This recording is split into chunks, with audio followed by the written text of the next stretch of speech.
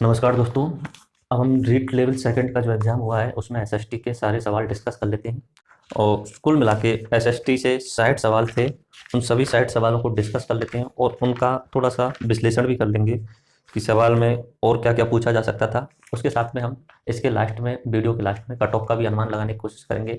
और जितने भी सारे सवाल हैं उन्हें 3 कैटेगरियों में बांट दूंगा मैं, एक आसान, दूसरा मीडियम और तीसरा हार्ड। आसान का मतलब ये है कि वो सारे सभी लोगों को आने चाहिए, मीडियम कुछ एक बीच में, हार्ड थोड़ा सा टफ हो जाता है, उस हिसाब से देखेंगे। तो आप शुरू करते हैं। मेरे पास में सीरीज कोड एच है, आप अपने सवाल अपनी मैं जो बोलता जाऊं उसके हिसाब से मिला सकते हो। तो क्वेश्चन नंबर 91 है, एशिया की सबसे लंबी नदी कौन सी है? एशिया की सबसे लंबी नदी यांगटी सिकियांग है, आपको पता होना चाहिए।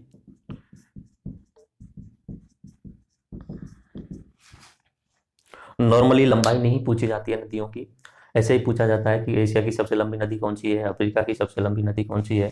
तो आपकी लंबी नदियों के नाम पता होना चाहिए। एशिया की सबसे लंबी नदी जो है वो है यांगटी सिकियांग। उसके बाद नंबर 2 पे जो आती है रिवर वो है येलो रिवर। उसके बाद में नंबर 3 पे जो आती है वो मेकांग रिवर है। और नंबर 4 पे जो आती है वो है लीना रिवर। तो इसका आंसर होगा यांगटी सिकियांग, एशिया की सबसे लंबी नदी। ऐसे ही आपको याद करनी चाहिए। तो अफ्रीका की सबसे लंबी नील नदी, दक्षिण अमेरिका की अमेजन, ये सारी नदियां आपको याद होनी चाहिए। हर महाद्वीप की सबसे लंबी नदी कौन सी है? उसके बाद में किलिमंजारो पर्वत किस देश में स्थित है? आसान सवाल है, इसे भी मैं आसान की कैटेगरी में डाल रहा हूँ। तंजानिया में। चलो इसे आसान नहीं, मीडियम में डाल देता हूँ। तंजानिया में। कुछ लोगों को अगर नहीं पढ़ा हो, कभी ध्यान नहीं रहा हो, इतना तो याद कर लिया होगा कि अफ्रीका की सबसे ऊंची चोटी कौन सी है। अफ्रीका की सबसे ऊंची चोटी किलिमंजारो है। आपको हर महाद्वीप की सर्वोच्च शिखर के नाम याद होने चाहिए। जैसे कि अपना एशिया की सबसे ऊंची चोटी हिमालय है, इस तरीके से अफ्रीका की सबसे ऊंची सर्वोच्च शिखर जो है वो किलिमंजारो है। और ये जो है तंजानिया देश के अंदर आती है। इसे मैंने मीडियम कैटेगरी में रख दिया है। तीसरा सवाल, समताप सीमा पर औसत तापमान रहता है। वायुमंडल को नॉर्मली 5 भागों में बांटा जाता है, क्षोभ मंडल, समताप मंडल, ओजोन मंडल, आयन मंडल और बहिर्मंडल। तो इसमें से जो समताप मंडल होता है उसमें तापमान समान होता है। ज़्यादातर जितने भी वायुयान वगैरह चलते हैं वो समताप मंडल में चलते हैं। इसे आप ऑप्शन से भी कर सकते हो। नॉर्मली पहला ऑप्शन दिया हुआ है 43 डिग्री सेल्सियस, ये हो नहीं सकता क्योंकि जैसे जैसे हम ऊपर जाते हैं तापमान कम होता जाता है। दूसरा ऑप्शन दिया हुआ है -50 डिग्री सेल्सियस, माइनस में और 50 डिग्री ये कुछ ज़्यादा ही एक्सट्रीम हो जाता है, बहुत ज़्यादा। माइनस में 50 पे तो बहुत ज़्यादा बर्फ जम जाएगी, तो वो ऑप्शन हो ही नहीं सकता। तीसरा 100 डिग्री सेल्सियस, ये भी नहीं हो सकता। और चौथा 0 डिग्री सेल्सियस। हाँ, समताप पे इसका मैं लिख देता हूँ 0 डिग्री सेल्सियस समताप। समताप मंडल में जो तापमान रहेगा वो 0 डिग्री सेल्सियस रहेगा। उसके बाद में बेसाल्ट सेल किस प्रकार का उदाहरण है, किस प्रकार की चट्टान का उदाहरण है? आसान है, अगर आपने चट्टानें पढ़ी हैं तो इसका आंसर होगा, ये आग्नेय चट्टान का एग्जाम्पल है।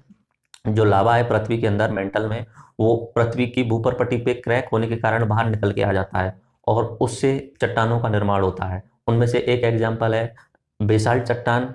तो उसमें एग्जाम्पल में यही पूछा, इस सवाल में यही पूछा है कि बेसाल्ट सेल उदाहरण है, तो इसका आंसर होगा बाह्य आग्नेय सेल। में इसे मीडियम में रखा हूं।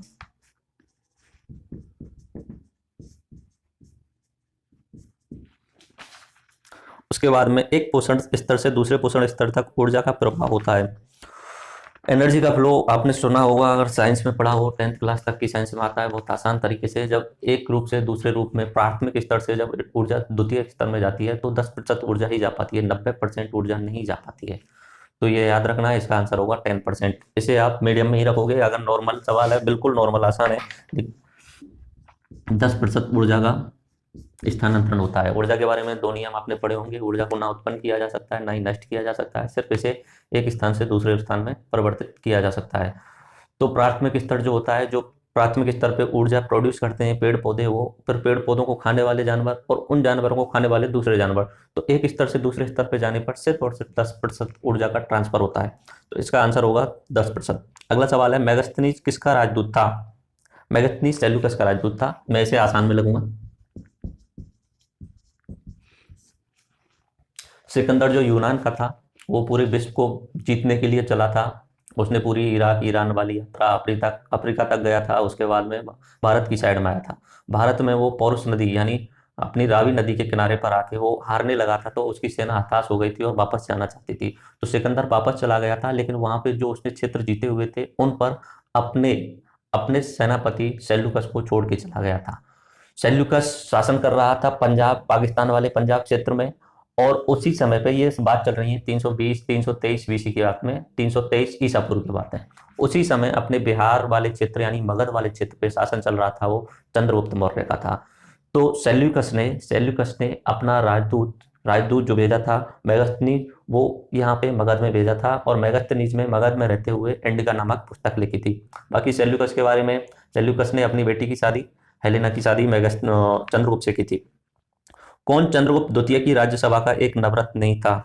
अच्छा, ये याद रखना, चंद्रगुप्त द्वितीय अलग है और चंद्रगुप्त मौर्य अलग है। चंद्रगुप्त मौर्य मौर्य साम्राज्य का है और चंद्रगुप्त द्वितीय गुप्त साम्राज्य का है। तो इसमें जो अपने नवरत्न में बर्रुचि उनके नवरत्न थे, बराहमिर नवरत्न थे, धनवंतरी नवरत्न थे, बाकी कालिदास भी, हरिसेन भी, बेताल भट्ट भी नवरत्न थे। फाहियान उनका नवरत्न नहीं था, तो इसे मैं मीडियम में रख देता हूँ। फाहियान एक चीनी यात्री था जो भारत में बौद्ध धर्म का अध्ययन करने के लिए आया था। फाहियान ने नेपाल, भारत और श्रीलंका तीनों ही क्षेत्रों को घूमा था। तो वो उसी समय आया था जिस समय चंद्रगुप्त द्वितीय का शासन था, लेकिन चंद्रगुप्त के शासन में वो नवरत्न नहीं था। वैसे भी इसका आंसर आप डायरेक्टली अगर लॉजिकल गैस लगाएंगे तो दे सकते हो, क्योंकि फाहियान विदेशी है तो उसे निश्चित सी बात है नवरत्न बनाने से तो रहा गया। तो बाकी फाहियान विदेशी है, इतना सुना ही है। फाहियान और दूसरा हैंसांग, दोनों के नाम सुने हैं। फाहियान जो था वो चंद्रगुप्त द्वितीय के समय पे आया था, और हैंसांग जो था उससे 200 साल बाद में हर्षवर्धन के समय पे आया था। तो याद रख सकते हो ये। महाराणा प्रताप के हाथी का नाम क्या था? बहुत आसान, राम प्रसाद। ये आता या नहीं आता, सीधा सीधा आंसर दे सकते हो इसका। बाकी हाथी का नाम पूछा है इन्होंने तो राम प्रसाद है, अगर घोड़े का नाम पूछते तो चेतक। उसके बाद में सामाजिक सुधारक गोविंद गुरु का जन्म हुआ पंडित परिवार में, किसान परिवार में, जमींदार परिवार में। गोविंद गुरु जी, एक तो गुरु गोविंद हैं, वो सिख धर्म के जो 10वें गुरु थे, और अपने बांसवाड़ा में गोविंद गुरु एक बंजारा परिवार में, भील परिवार में पैदा हुए थे। उन्हें माना जाता है कि महाराणा वंशज थे। तो ये अपने बांसवाड़ा के क्षेत्र में उन्होंने एक तरीके से सामाजिक सुधार आंदोलन शुरू किए थे। लोगों को एकत्रित करके, आदिवासी लोगों को एकत्रित करके अंग्रेज सरकारों के खिलाफ, और जो अत्याचार कर रही थी अंग्रेज सरकारें, उनके खिलाफ खड़ा किया था। तो ये मानगढ़ में, बांसवाड़ा में मानगढ़ नाम की एक पहाड़ी है, वहां पे सभा कर रहे थे। अंग्रेजों ने उस पहाड़ी को चारों ओर से घेर लिया था और अंधाधुंध गोलीबारी की थी। तो उसमें करीब करीब 1500 से ज्यादा आदिवासी लोग मारे गए थे। तो इसका आंसर होगा बंजारा परिवार। बहुत आसान है, अगर आपने कभी पढ़ा हो गोविंद गुरु के बारे में। कंफ्यूज नहीं होना चाहिए था मेरे हिसाब से, राजस्थान का सवाल है तो इसका सीधा सीधा आंसर होगा। इसके बाद अगला सवाल, चेतावनी राज च्यूंटिया किसने लिखी है? बिल्कुल आसान, केसर सिंह बाराट।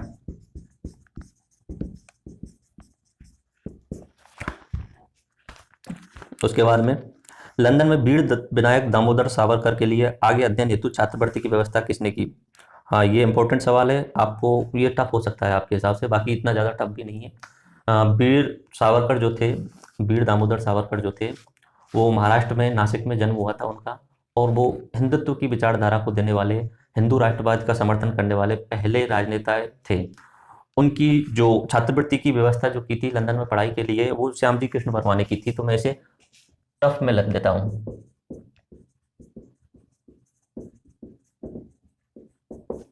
श्यामजी कृष्ण वर्मा खुद लंदन में प्रोफेसर थे, वहीं रहते थे, तो वहां पे इनके लिए छात्रवृत्ति की या पैसों की व्यवस्था उन्होंने की थी।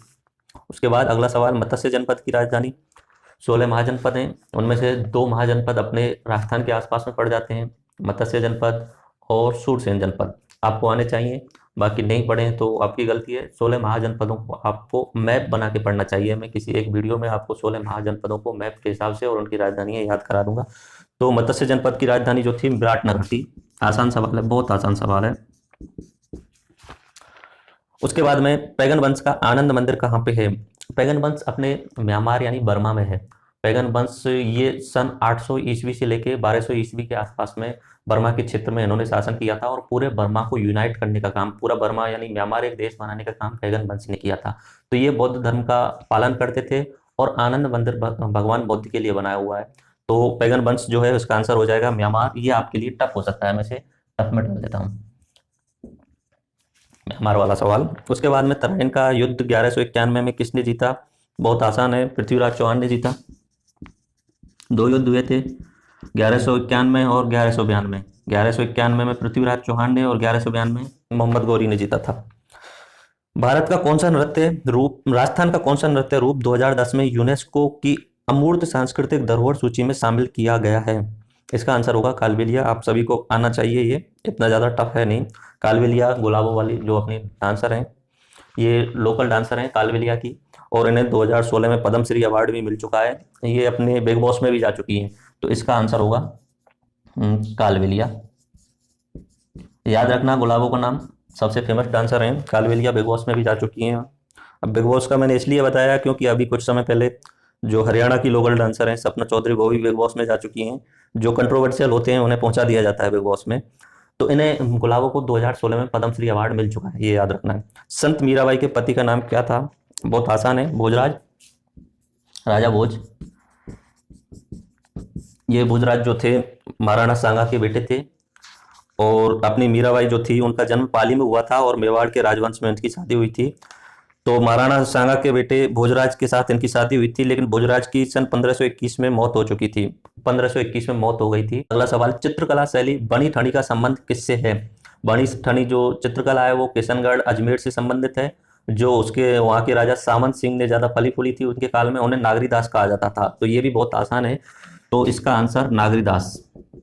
मैं इजी में लिख रहा हूँ नागरीदास। अगर राजस्थान जी के पढ़िए तो बहुत आसानी से आप इसका आंसर दे सकते हो। चूरू जिले के ददरेवा ग्राम संबंधित है।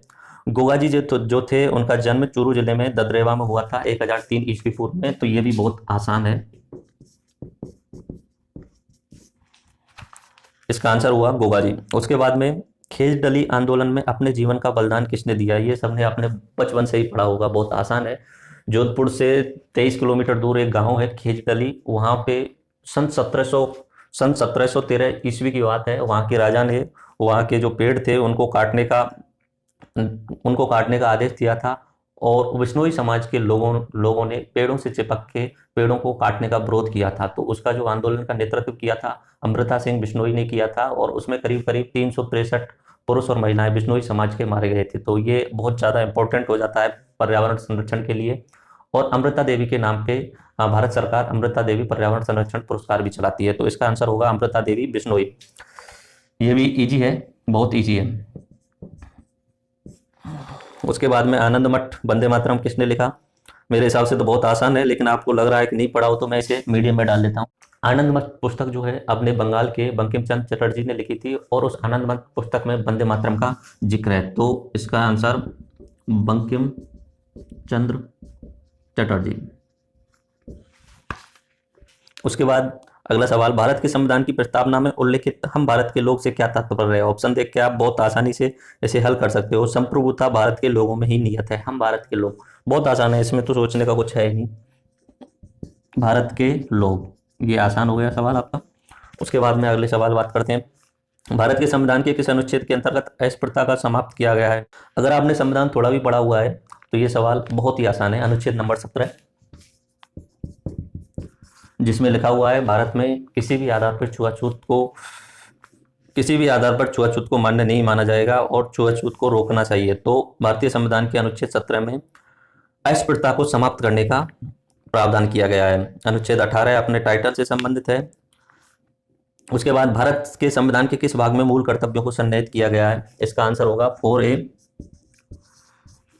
सन 1976 में 42वें संविधान संशोधन द्वारा सरदार स्वर्ण सिंह समिति की सिफारिश पर भारत के संविधान में मूल कर्तव्य जोड़े गए थे, जो रूस से लिए गए थे। उस समय शुरुआत में 10 मूल कर्तव्य थे, और सन 2002 में एक 11वां भी मूल कर्तव्य जोड़ दिया गया। तो ये DPSP यानी नीति निर्देशक तत्वों के जो भाग था, भाग 4, उसमें एक और अनुच्छेद जोड़ दिया गया, अनुच्छेद 51 का, उसे भाग 4A बोला जाता है। तो इसका आंसर होगा भाग 4A।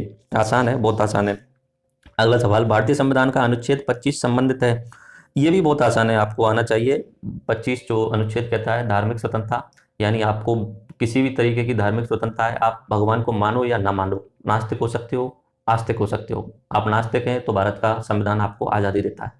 उसके बाद में अगर आप आस्तिक हैं तो आप किस भगवान को पूजना चाहते हैं, इस चीज़ की भी संविधान आज़ादी देता है। यानी आप भगवान शिव को पूजना चाहते हो, भगवान विष्णु को पूजना चाहते हो, भगवान गणेश को, माँ देवी को पूजना चाहते हो, जिस भी भगवान को पूजना चाहते हो उसकी आपके पास में आज़ादी है। और उसके बाद में अनुच्छेद 25 में ही आज़ादी है कि आप जो भी भगवान पूज रहे हो उनके कर्मकांड करो, और उसके बाद में उनका प्रचार प्रसार भी कर सकते हो। तो इसका आंसर होगा अंतःकरण की स्वतंत्रता तथा किसी धर्म के पालन, अभ्यास और प्रचार की स्वतंत्रता। कुछ लोगों ने जल्दी जल्दी में शायद ऑप्शन बी धर्म मूलवंश जाति वाला, जो कि अनुच्छेद नंबर 16 है, पहला शब्द पढ़ के ही टिक लगा दिया होगा धर्म, लेकिन आपको पूरा पढ़ना चाहिए था। तो इसका आंसर बहुत आसान है, अनुच्छेद 25 धर्म की स्वतंत्रता,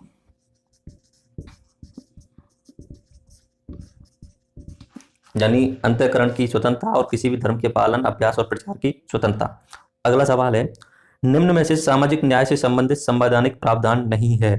तो इसका मेरे हिसाब से आंसर होगा सी, क्योंकि अनुसूचित जाति व अनुसूचित जनजाति हेतु सरकारी नौकरियों में आरक्षण का प्रावधान किया हुआ है, विधायिका में SC ST के लिए आरक्षण प्रावधान किया हुआ है संविधान में, और बाल श्रम निषेध का प्रावधान भी किया गया है अनुच्छेद नंबर 24 में। और समान कार्य हेतु समान वेतन, इसके लिए DPSP में निर्देश दिए गए हैं, लेकिन पूर्ण रूप से उल्लेख नहीं किया गया है इस बात का, समान कार्य हेतु समान वेतन का। तो इसका आंसर होगा आंसर नंबर सी, समान कार्य समान वेतन। हो सकता है आपके मन में कोई डाउट्स हो सवाल के बारे में, तो आप अपने कमेंट में पूछ सकते हो कि सर मेरे हिसाब से ये आंसर रह सकता है, तो हम डिस्कस कर लेंगे उस सवाल पे। अगला सवाल है, लोकसभा की कार्यवाही के संचालन के लिए आवश्यक गणपूर्ति क्या है। बहुत आसान सवाल है, आपने थोड़ा बहुत भी पढ़ा है। तो कुल सदस्य संख्या का 1/10वां हिस्सा प्रेजेंट होना चाहिए। सवाल समझना चाहिए आपको, लोकसभा की कार्यवाही संचालन के लिए आवश्यक गणपूर्ति क्या है, जिसे कोरम बोला जाता है। अगर लोकसभा को चलाना है, संसद की जो संसद में लोकसभा है उसकी बैठक हो रही है, तो उसमें कम से कम 545 सदस्यों में से 1/10 कम से कम 55 सदस्य होने ही चाहिए, तभी लोकसभा की कार्यवाही सुचारू रूप से की जा सकती है। उसके बाद में अगला सवाल, भारत के संविधान में कौन से अनुच्छेद में एक मंत्रिपरिषद का प्रावधान है जो राष्ट्रपति को उसके कार्यों के निर्वहन में सहायता प्रदान करेगा। अनुच्छेद नंबर 74। बहुत आसान है, इसमें बोला गया है कि भारत में एक प्रधानमंत्री होगा तथा प्रधानमंत्री राष्ट्रपति का सहयोग करेगा, प्रधानमंत्री तथा मंत्रिपरिषद होगी। तो अनुच्छेद नंबर 74 में लिखा हुआ है प्रधानमंत्री के बारे में और मंत्रिपरिषद के बारे में। अगला सवाल है, राज्य चुनाव आयुक्त को कौन नियुक्त करेगा। संबंधित राज्य का राज्यपाल ही नियुक्त करेगा। ये मैं मीडियम में लिख देता हूं, चलो। राज्यपाल नियुक्त करेगा। जो अपना केंद्र का चुनाव आयुक्त होता है वो MP के चुनाव और MLA के चुनाव करवाता है, और जो राज्य का चुनाव आयुक्त होता है वो स्थानीय स्तर पर जो चुनाव होते हैं नगर पालिकाओं के, ग्राम पंचायतों के, तो वो चुनाव संबंधित राज्य का चुनाव आयुक्त करवाता है, जिसका निर्वाचन राज्यपाल करता है। भारत के सर्वोच्च न्यायालय के संबंध में निम्न में से कौन सा कथन सही नहीं है। इसका आंसर होगा, राष्ट्रपति द्वारा मांगे जाने पर सर्वोच्च न्यायालय उन्हें परामर्श देने हेतु बाध्य नहीं है। राष्ट्रपति किसी भी कानूनी पचड़े पे सुप्रीम कोर्ट से सलाह मांग सकता है, लेकिन ये जरूरी नहीं है सुप्रीम कोर्ट सलाह दे या ना दे। सुप्रीम कोर्ट अगर बिजी है, सलाह देने के लिए टाइम नहीं है, तो सुप्रीम कोर्ट अपनी मनमर्जी, बाध्य नहीं है सुप्रीम कोर्ट, ना ही सुप्रीम कोर्ट बाध्य है और ना ही राष्ट्रपति जो सलाह दी गई है सुप्रीम कोर्ट के द्वारा उसे मानने के लिए बाध्य है। तो इसका आंसर हो जाएगा आंसर नंबर बी, राष्ट्रपति द्वारा मांगे जाने पर सर्वोच्च न्यायालय उन्हें परामर्श देने हेतु बाध्य है। इसका बाध्य नहीं होता है, ओरिजिनली इसमें बाध्य है लिखा है और कथन सही नहीं है, यानी बी ऑप्शन सही है। महाराष्ट्र के राष्ट्रपति के चुनाव के निर्वाचक मंडल में शामिल हैं। इस सवाल को भी मैं एक डाल देता हूँ, 189 आसान में लगा देता हूँ, राष्ट्रपति और सुप्रीम कोर्ट, इस तरीके से डाल देता हूँ। उसके बाद में अगला सवाल है 120वां, भारत के राष्ट्रपति के चुनाव के निर्वाचक मंडल में शामिल होते हैं। इसका आंसर होगा डी, यानी बहुत आसान है, भारत की संसद, राज्यों की विधानसभाओं और दिल्ली तथा पुडुचेरी संघ शासित राज्यों के केवल निर्वाचित सदस्य। जो भी निर्वाचित सदस्य होंगे वो राष्ट्रपति के चुनाव में भाग लेते हैं। राष्ट्रपति हमारे यहाँ जनता द्वारा चुना जाता है, अप्रत्यक्ष रूप से, जनता ही द्वारा चुना जाता है लेकिन अप्रत्यक्ष रूप से। और गणतंत्र का भी मतलब यही होता है, देश का मुखिया जनता के द्वारा चुना जाना चाहिए। देश का मुखिया होता है राष्ट्रपति और सरकार का मुखिया होता है प्रधानमंत्री। हमारे यहाँ पे देश का मुखिया भी और सरकार का मुखिया भी जनता चुनती है, दोनों ही अप्रत्यक्ष रूप से चुने जाएंगे। उसके बाद में अगला सवाल है, इसका भी मैं लिख देता हूँ, राष्ट्रपति वाला इजी में कर देता हूँ, चलो मीडियम में कर देता हूँ। राष्ट्रपति चुनाव, सामाजिक अध्ययन के शिक्षक को बल देना चाहिए। बहुत ही आसान सवाल है। 121वां, विद्यार्थियों की सामाजिक मुद्दों के प्रति चिंतन शक्ति के विकास पर। आसान है, 121 में इस साइड में यही लिख देता हूँ इजी में। उसके बाद में सामाजिक अध्ययन के शिक्षण में ऐतिहासिक स्थलों का जो भ्रमण उपयोगी है उससे क्या क्या फायदे होंगे। तो विषय के प्रति रुचि उत्पन्न होगी, हाँ सही है। प्रत्यक्ष सूचना प्राप्त होगी, बिल्कुल सही है। आप वहाँ पे जाएंगे, घूमेंगे तो आपको डायरेक्ट इन्फॉर्मेशन मिलेगी। विषय वस्तु को बेहतर तरीके से समझ सकते हैं, हाँ बिल्कुल आसान है, सही है। तो इसका आंसर होगा डी, यानी उपरोक्त सभी। अगर आप कहीं भी ऐतिहासिक स्थल पर घूमने जाओगे तो उससे आपको ये तीनों फायदे होंगे। तो 122वां भी आपका इजी में आ गया।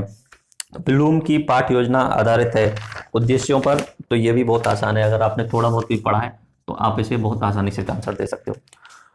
प्रायोजना एक उद्देश्यपूर्ण कार्य है जो संलग्नता के साथ सामाजिक वातावरण में किया जाता है। यह कथन किसने दिया? तो ये किलपैट्रिक का दिया हुआ कथन है। ये भी आसान है अगर थोड़ा बहुत भी आपने पढ़ा हुआ है तो। क्वेश्चन नंबर 125, सामाजिक अध्ययन में निम्न में से कौन सी परीक्षा छात्रों के स्वतंत्र चिंतन के मूल्यांकन का अवसर प्रदान करती है? अगर किसी भी छात्र का स्वतंत्र मूल्यांकन करना है तो आप उनसे विश्लेषणात्मक यानी निबंधात्मक सवाल पूछिए, तो निबंध में वो अपने विचारों की अभिव्यक्ति पूर्ण करता है। तो इसका आंसर होगा, अगर किसी भी छात्र के बारे में परीक्षा में छात्रों के मूल्यांकन करना है तो निबंधात्मक प्रकार की परीक्षा ली जाए। 125वां भी इजी सवाल है। उसके बाद निम्न में से कौन सी रबी की फसल है? सरसों, गेहूं रबी की फसल होती है जो सर्दियों में बोई जाती है। ये आंसर बहुत आसान होना है। तो 126वां भी बहुत आसान हुआ। उसके बाद में हम बात करते हैं 127वां, निम्नलिखित में से किस अंतर्राष्ट्रीय जलमार्ग के द्वारा ब्रह्मपुत्र नदी में सदिया टू डोबरी जोड़ा जाता है? नेशनल वाटर हाईवे जो है अपने इस समय बहुत ज़्यादा इंपॉर्टेंट रोल में चल रहे हैं, क्योंकि सबसे सस्ता परिवहन होता है पानी के द्वारा। जितना पैसा सड़क रेल मार्ग में लगता है उसका 1/10 हिस्सा अपना जल परिवहन में लगता है। तो भारत सरकार इस समय बहुत ज़्यादा ध्यान दे रही है। अपने केरल में नेशनल वाटर हाईवे बहुत ज़्यादा हैं।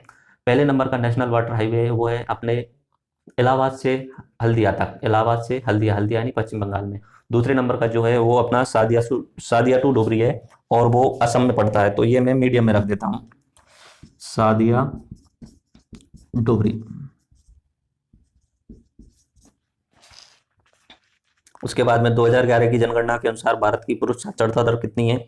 82.14, बहुत आसान है, 82.14%।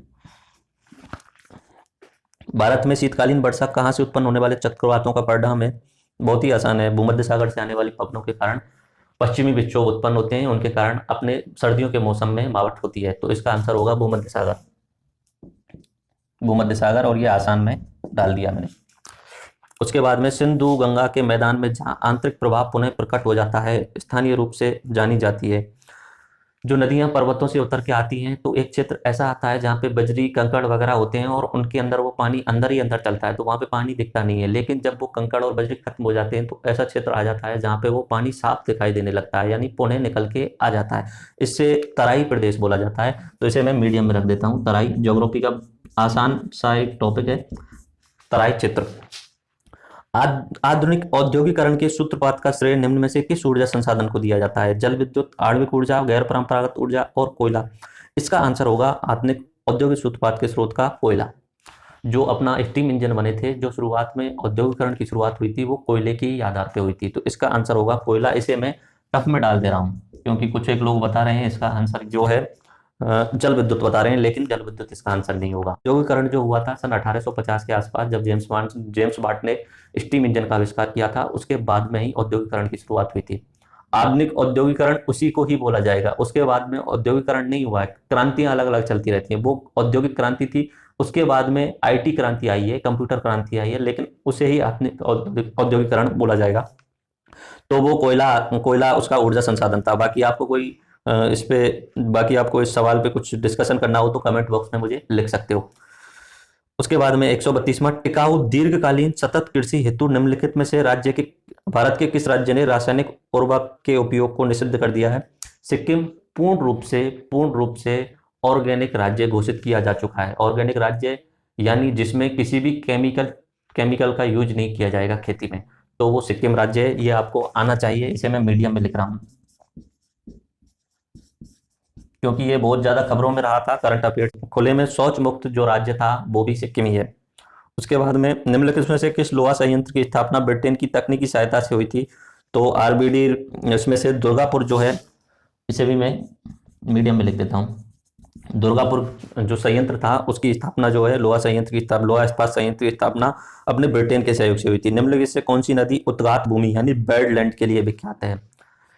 यानी जो बियड़ों के लिए विख्यात है उसे चंबल नदी। तो ये मीडियम में लग देता हूं मैं, चंबल नदी।